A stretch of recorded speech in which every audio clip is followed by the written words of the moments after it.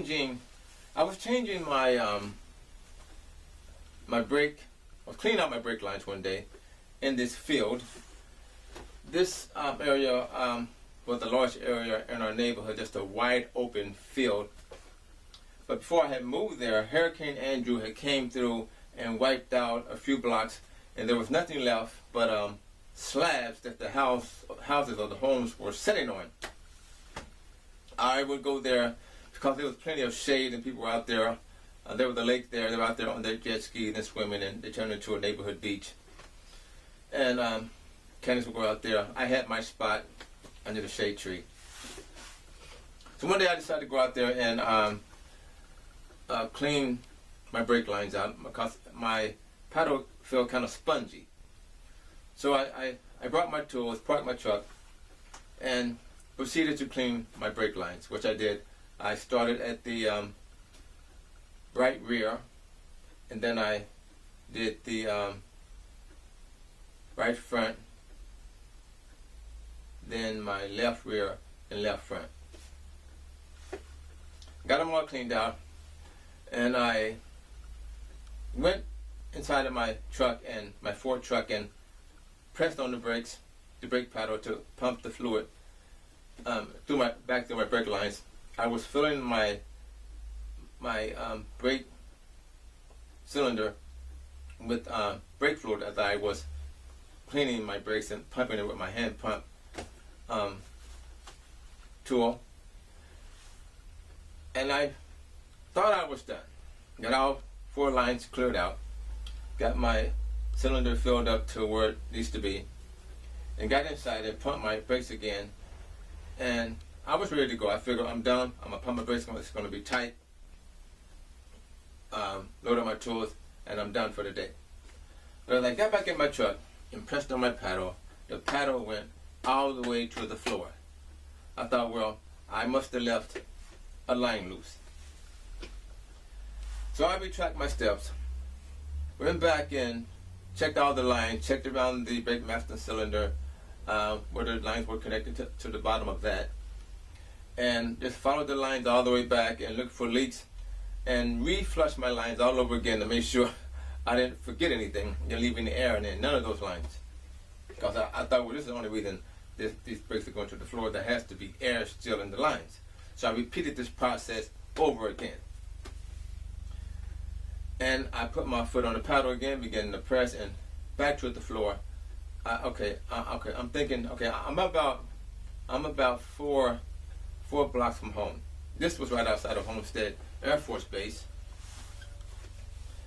In this field. So how do you know Hurricane Andrew did this? Well, to this property. A gentleman came over to me while I was working one day and said, are you a mechanic? I told him no. I just do my own maintenance on my vehicle. He wanted to hire me on the spot to work. He was a car dealer, owner of a car dealership down the street. He wanted to hire me for one of his mechanics. He said every time he drive past, I'm always doing work on my truck. He figured I would make a good employee. However, he told me this field I was working in, his dad used to live, his dad's house was here. And he's the one that told me Hurricane Andrew had destroyed that whole neighborhood when it came through that year. However, back to the brakes. I thought I am going to have to call a tow truck to tow my truck 4 blocks down the street because I don't have any brakes, which I didn't want to do. It was starting to get a little frustrated here. I thought, well, I can't leave my truck here. I might not have any tires the next day. Stuff might be missing. I was not going to leave my truck. So I made sure my reservoir was filled up, and I turned my truck on and drove very slow. I was still in the field, and I pressed on the brake. It still went to the floor, but the truck stopped. But it took a few seconds for it to actually come to a complete stop.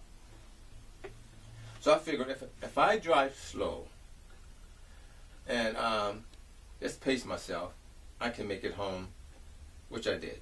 So the next day, because it was getting dark, it's getting late, the next day I got in my car drove down to AutoZone, and I purchased me a brake master cylinder for my truck, which you see here on the screen. It's my first time replacing this particular part.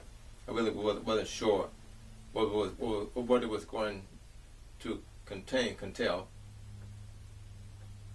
I didn't know the process. But as I looked at the old one that was already there, I only saw 2 bolts.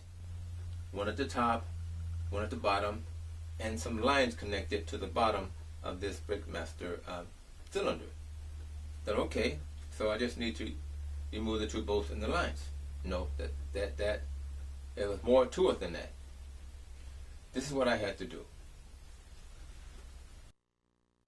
Okay, I forgot to mention, before I could install the new brake master cylinder, I had to fill it with brake fluid, the new one, the brake fluid, and take a line and connect it to this side, another line to this side, and actually take a screwdriver and push it here and pump the air out of the system before I could install it. So I would pump until the air goes back into the reservoir, and I would keep pumping until the air actually stops flowing through the lines, and then I would install this brake master. Okay, before I could install the master cylinder, I had to connect these hoses to the side where the lines connect, and I had to take them, stick them inside of the reservoir.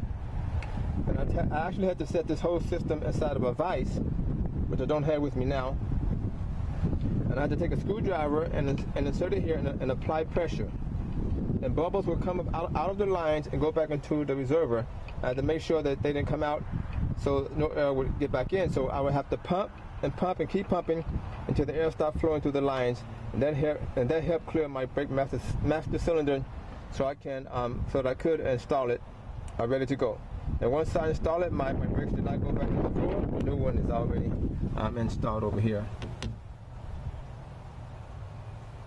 Moving right along.